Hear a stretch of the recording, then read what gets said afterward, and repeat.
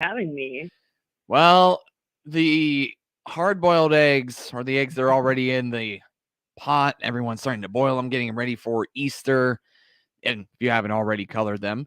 And so I think it's a good time to ask you a little bit about how I can make sure that I have a safe Easter when it comes to these eggs. So, first off, give me your Easter pitch. What do you want people to know about when it concerns coloring these eggs? Sure. So eggs. This is my favorite time of year to talk about eggs because it's so pertinent. But really, when you hard boil an egg, a lot of it has to do with the safety of it. So making sure that if you are going to hide them, so I know some people still like to hide the actual eggs, that you hide them in safe areas or areas of low contamination. So areas kind of away from the dirt, the pests, and other bacteria. And you never want to leave a hard boiled egg out for more than 2 hours at room temperature. Because again, that's still a we still consider that a potentially hazardous food. So if you're going to do a hunt for it and you want to use actual eggs, hard boiled eggs, make sure you put them in the refrigerator after about 2 hours. Okay. Yeah.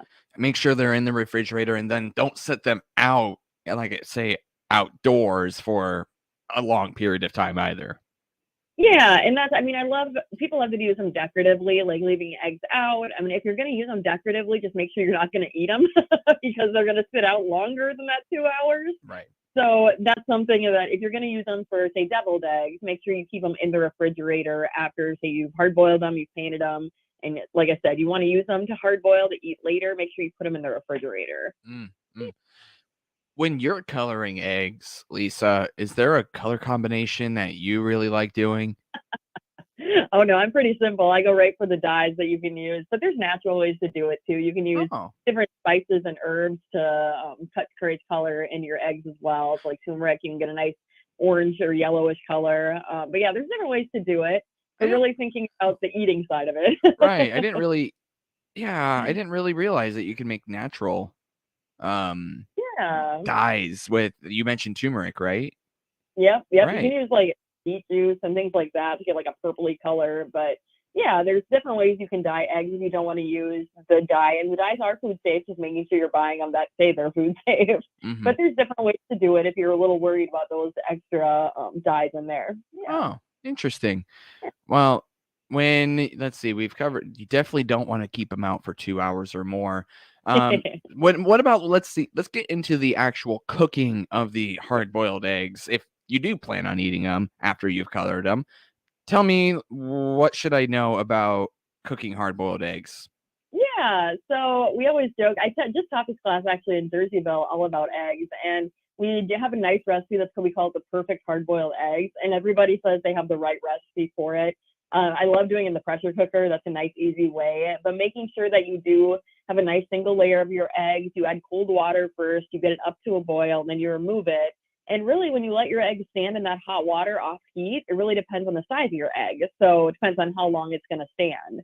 So for like a medium egg, you're going to do about 9 minutes. For like an extra large egg, you're going to have it sit in that hot water for 15 minutes. And one thing we never want to forget is cooling that egg. So after you sat it for 15 minutes, you drain that water out. You want to cool it immediately. One, because that'll make it a lot easier to peel. So trying to cool it down and getting off that membrane will be a lot easier if you cool it right away. Yeah. All right, right on. And is there anything that you should not do when you're hard boiling eggs? One thing that people get worried about is the color of the egg. I was So wondering about that too. yes, yep. So on occasion, what will happen is once an egg is peeled and you cut it in half, you notice that it turns green. And people get worried. They're like, is that still safe to eat? And it absolutely is. What that is, it's a chemical reaction between sulfur in the whites and actually the iron that's in your yolk. And typically, if they have that green ring or they're a little green inside, that just means they've been cooked a little too long or at too high of a temperature. So it's not something to be worried about food safety wise. So that kind of answers if you ever cut into an egg, you're like, why is this green after you've hard boiled it? That could be why. We see that with scrambled eggs too. If you scramble eggs in cast iron, that can cause a reaction with that iron in the pan and that sulfur again in that egg white. And that's where we tell you we try not to do a lot of cooking, just when it comes to eggs, in a cast iron for that reason. So it'll turn them green. Is it not safe? It's still safe. It's just going to be a little unappetizing. Gotcha. Let's see. We've covered pressure cookers, hard Yep. boiling. Are there any other ways to create hard boiled eggs? Those are probably the two main ones, is usually either on a stove or in a pressure cooker. But another thing with safety when it comes to storage of your egg, so like I said, put it in the refrigerator. But a question we often get in the office around this time of year is how long? How long can I keep a hard-boiled egg? If it's in its shell, we typically tell you about up to a week. Another thing is we never want to put a hard-boiled egg back into its original container. Because I tell people, think about it kind of like chicken. Think about if you take chicken and you cook it and then you put it back into that original container, you've now cross-contaminated and you have all this juice on there. And that's the same with an egg. If an egg has salmonella in it and you've taken it out of its original container and then put it back, you've now kind of contaminated that egg again with that salmonella you've just killed by hard boiling it. Right. And that's where I'm going with this next. What are some of the dangers of improperly hard boiling eggs? Yeah, and the USDA estimates roughly about 79,000 people every year get sick from salmonella. That's one of our main things we find in eggs. That's about one in about every 20,000 egg or so has salmonella in it. And that's really our main concern. People who get salmonella, most of the time it's acute, as in they get sick and then they feel better a couple days later. But nobody wants to go through that around the holiday, it's around our holiday coming up, and the recovery time can be up to a week with salmonella. So yeah, making sure that we're cooking it to the right temperature. We're not leaving our eggs out for more than 2 hours at a time. And again, we say safety-wise, use it within a week if it's in its shell. I mean, it's best for quality if you peel it to use it that same day. But again, it's a hard-boiled egg. Make sure you're washing your hands because eggs are porous. So if you grab an egg and you've just been cutting up chicken, you've now moved it all into that egg. So making sure you're treating eggs just like you would meat.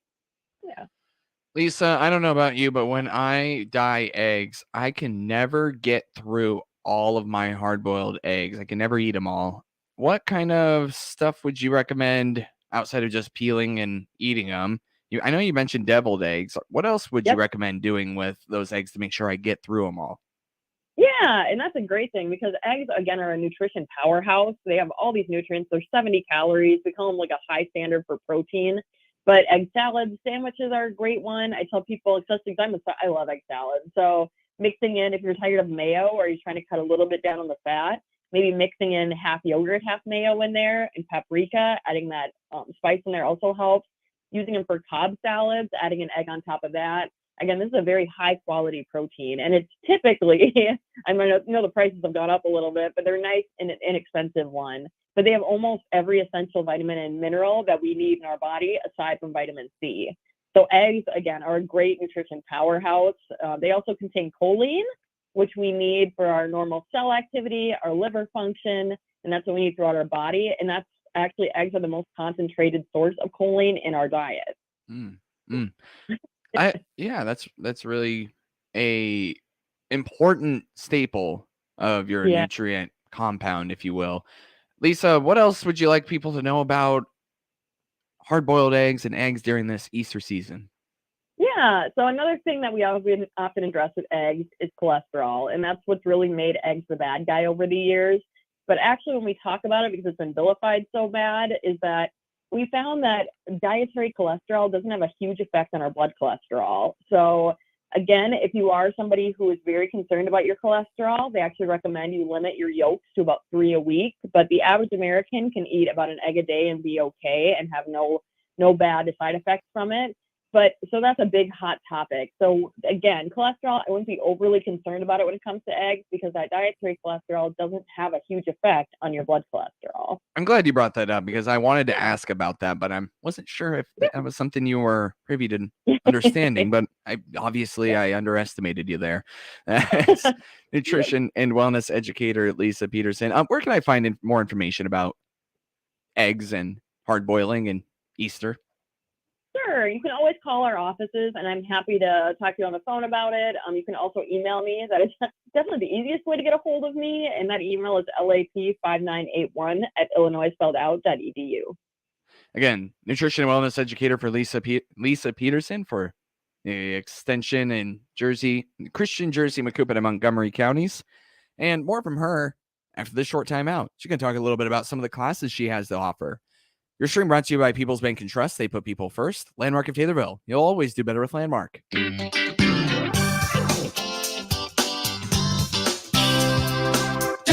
WTIM. So, I'm about to graduate from nursing school, and you know what? Everyone is hiring nurses right now. But where's the right place to start my career? I want to be supported while I learn, with opportunities to grow. And I want a place where I feel valued. So, I'm choosing Memorial Health. Memorial has amazing training facilities, tuition assistance, and so many options for clinical experience. Want to be coworkers? Apply online at jobs.memorial.health/nursing. Memorial is an equal opportunity employer. Taylorville Home Store's owner, Rick White, has just returned from the Big Shaw Flooring Show. He ordered multiple rolls of Shaw carpet. His purchasing power means savings to you with savings of 20%. Rick has 3 colors of in-stock pattern called All Over It, regularly priced at $266 a square foot, on sale starting at just $211 a square foot. Or select from in-stock pattern called Renew Energy 2. That's pet and waterproof. Regularly $422 a square foot, on sale starting at just $3.33 a square foot. Installation available. Shaw Flooring savings on now at Taylorville Home Source. If you're looking for a local, full or part-time job in Central Illinois, there's an easy place to go to find current job openings. It's IllinoisJobPost.com. That's IllinoisJobPost.com. You'll find jobs available near you. And the best part is that it's free for candidates to access 24/7. If you want a local job, when you don't have to spend a lot of money on gas to get to, then you want access to IllinoisJobPost.com to check out current local job openings. That web address again is IllinoisJobPost.com. Another service from your friends at the Miller Media Group. Angels Among Us. I'm Rose Ruhal at Visiting Angels. Our mission is to put seniors first, prioritizing the safety, security, and personal well-being of each and every client in our care. I'm excited to bring our services to Christian and Shelby counties. Click our icon at TaylorvilleDailyNews.com for Visiting Angels, providing the care seniors and veterans deserve. Visiting Angels, America's choice in home care. Thank you for listening to this Miller Media Group radio station. We appreciate you making the choice to tune in to us. We want to remind you of some things to keep the attorneys happy. Our stations allow one winner per household in a 30-day period. Cash prizes are mailed to our winners within 30 days of winning. And as you've probably already guessed, portions of today's programming on this Miller Media Group radio station were pre-recorded and are mechanically or digitally reproduced. There. Now we've made the attorneys happy. Thanks again for listening to this Miller Media Group station. Hi, this is Hayden Fox, your local farmers insurance agent here in Taylorville. To learn more about our products and services, click on our icon at TaylorvilleDailyNews.com. WTIM, your ag information station, provides over 8 hours a day of agriculture programming on the air, stream live, and in podcast. Find out all the on-air and online platforms you can hear WTIM by going to TaylorvilleDailyNews.com. Your information station, WTIM. Welcome back to the WTIM Morning Show. I'm your host, Avery Cooper. Your stream brought to you by Landmark in Taylorville. You'll always do better with Landmark, and people's bank and trust. They put people first. University of Illinois Extension nutrition and wellness educator Lisa Peterson on the phone. And one of the things that Lisa did recently, back in February, she helped host a very successful air frying class and with Taylorville Memorial Hospital, and that filled up really quick. A lot of people loved it. So now Lisa thought, you know what, why don't I bring this to Pana? Lisa, tell me what's going on. Yes, I am super thrilled to be partnering with Live Well Fitness with the hospital, so Pana Community Hospital in Pana, and we're going to be doing that same class, the heart health and air frying class, from 12 to 1 p.m. on April 20th. And we are so excited to be doing it. You had to sign up. You don't have to do a registration. You just call the front desk of the fitness center. And that phone number is 217-562-6231. And it's completely free, just like my other one. You just call and say, hey, I'd like to sign up for this class, and it'll get you on a list. But we're going to do a little bit of cooking in there and talk about using those air fryers and a little bit about heart health too. That is one of our main concerns, especially when we talk about people who have high blood pressure and hypertension and high cholesterol. So we're going to address some of those things and the way air fryers work, as well as how we can be a little bit more heart healthy and leading that heart healthy lifestyle. Right. That is the goal overall. And I wanted to know about how exactly air fryers can lead to better heart health. I know that's something that you and me have talked about a little bit, but it's been a little while. Remind me. Yeah, so when we talk about air fryers, they're about 70 to 80% less fat. And this is a great option for somebody who really, really loves fried food and they've been told by their doctor they really need to cut down on some of the saturated fat in their diet. And this is just kind of a way to replicate some of these recipes without all that fat in there.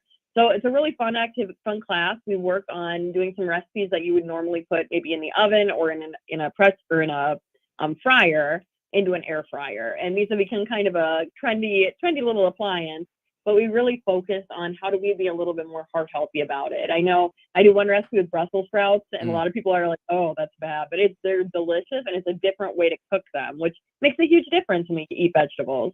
Interesting. Very nice. I've been eating a lot of in the air fryer since we've last talked about this, a lot of air fried salmon. Yes. Yeah. Are there any meats that you can think of that wouldn't serve well for an air fryer? Anything that is liquid breaded, that one typically doesn't work well. We say anything that you've like dipped into a batter and you haven't actually breaded it.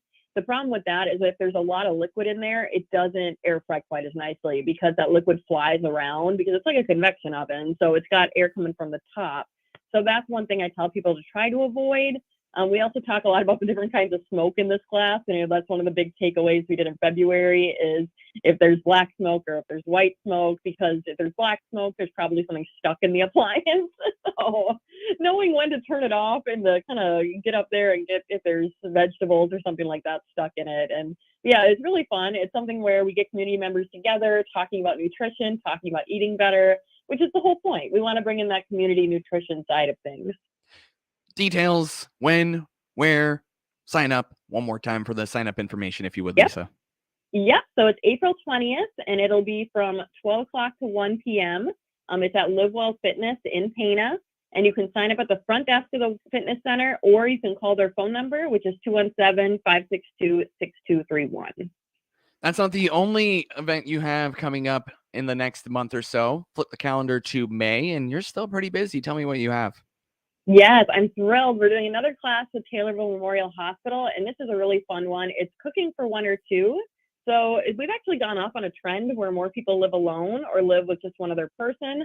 But this class, we are going to be doing some cooking, just like we did with the air fryer class. But we're really going to dive into techniques on how we can be a little bit more shopping savvy and ways that we can reduce food waste by cooking for just one or two people. We're also going to kind of break down how to break down recipes.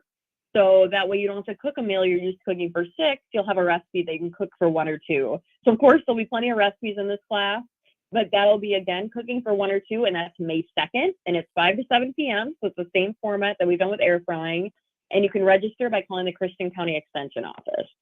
I always struggle with, not necessarily when I'm cooking, but when I'm at the grocery store, as you mentioned, buying just enough for me and my girlfriend. I always buy way more than I expect. So that is a great resource. Yep, and it's the little things. It's like buying those, if you don't want to buy all the different spices, buying a packet of the seasoning and then using half of it, or instead of trying to switch up your salads, buying the small bottles of salad dressing so you get kind of a different variety on your salads and you don't waste a huge bottle. So we're going to go through some of the tips like that. Buying frozen vegetables, we'll get into that, talking a little bit about pricing with that. I do one too where I'm not a big milk drinker. So if I need it for a recipe, I actually buy the dry milk and then I reconstitute it. So that way that keeps a lot longer than buying a half gallon of milk. So we're going to break those down a little bit, some ways that we can be a little bit more savvy and figuring out how we can reduce that food waste. Interesting. Yeah. How can I sign up? Yeah, so signing up, you're going to call by calling the Christian County Extension Office. So that one we will do a registration through. I do that mainly because we want to make sure that if there's allergies, that I'm not having food in there that could potentially cause somebody to have an allergic reaction. But again, this will be at Taylorville Memorial Hospital on May 2nd from 5 to 7 p.m. And for those who went to my air fryer class, we went almost exactly to 7. Well, I'm hoping we'll get done a little bit earlier this time, being we won't be working with appliances. That's nutrition and wellness educator with the University of Illinois Extension. Thank you so much, Lisa Peterson. Thank you so much, Lisa. Thank you. And is proving to be something of a boom to former President Trump, both in terms of fundraising and in his polling numbers. President Biden, on the other hand, has been watching his numbers fade as he